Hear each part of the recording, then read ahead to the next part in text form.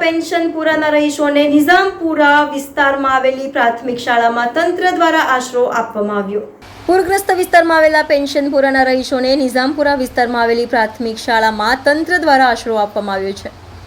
પેન્શનપુરામાં અનુસૂચિત જાતિ સમાજના રહીશો પણ રહેતા હોવાથી તેઓની આજે વડોદરા મહાનગર ભાજપ અનુજાતિ મોરચાના પ્રમુખ એડવોકેટ હર્ષદ પમારે સ્થાનિક રહીશોની મુલાકાત લીધી। સાથે વોર્ડ પ્રમુખ અને પૂર્વ અનુજાતિ મોરચાના પ્રમુખ નરેશભાઈ સોલંકી અને તેમની ટીમ પણ સાથે ઉપસ્થિત રહી હતી। પૂરની સ્થિતિના કારણે ઘણા નીચાણવાળા વિસ્તારોમાં પાણી ભરાઈ જવાથી પેન્શનપુરા જેવા વિસ્તારમાં પાણી ભરાયું હતું, જ્યાંના અમારા સ્થાનિક આગેવાન અને અનુસૂચિત જાતિ મોરચાના પૂર્વ પ્રમુખ શ્રી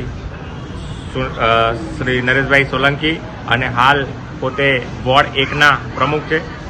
તેઓને ખૂબ જ પોતાની સૂઝબૂઝ અને ખંતથી આ તમામને સલામત સ્થળે ખસવા માટેના પ્રયત્ન કર્યા અને સમગ્ર પૂર દરમિયાન પેન્શનપુરાના સ્થાનિક રહીશોને સલામત સ્થળે લાવીને તેઓને તમામ સુવિધા પણ અપાવી અને હાલ પણ તેઓ સતત ખડે પગે રહીને આ કાર્ય કરી રહ્યા છે। ખરેખર હું અનુસૂચિત જાતિ મોરચાના પ્રમુખ તરીકે અમારા પૂર્વ પ્રમુખ અને હાલના વોર્ડ પ્રમુખ એવા નરેશભાઈ સોલંકીને ખૂબ ખૂબ અભિનંદન પાઠવું છું કે તેઓની ઉત્કર્ષ સેવાથી ઘણા લોકોને આજે આ સુવિધા મળી રહી છે અને ખાસ કરીને તેઓ ખડે પગે અત્યારે પણ મારી ખુદ જ હાજરીમાં ઘણી જગ્યાએ તેઓ ફૂડ વિતરણ કરીને આવ્યા છે।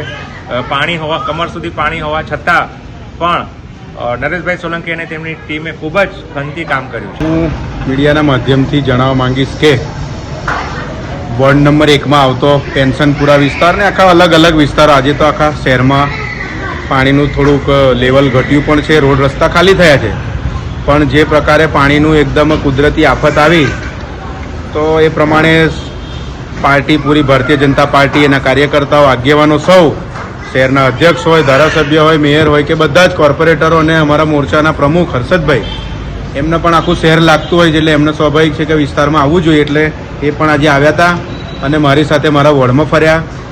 મહારાણી લક્ષ્મીબાઈ સ્કૂલ છે એમાં એમણે મુલાકાત લીધી અને મારા વિસ્તારના લોકો જે કોઈ લોકો રોકાયા છે એમની સાથે મળી અને એમને પૂરેપૂરી કોઈ પણ જાતની જરૂર હોય તે પ્રમાણની વાત કરીને બધા સાથે એમને મદદ કરવાની વાત કરી।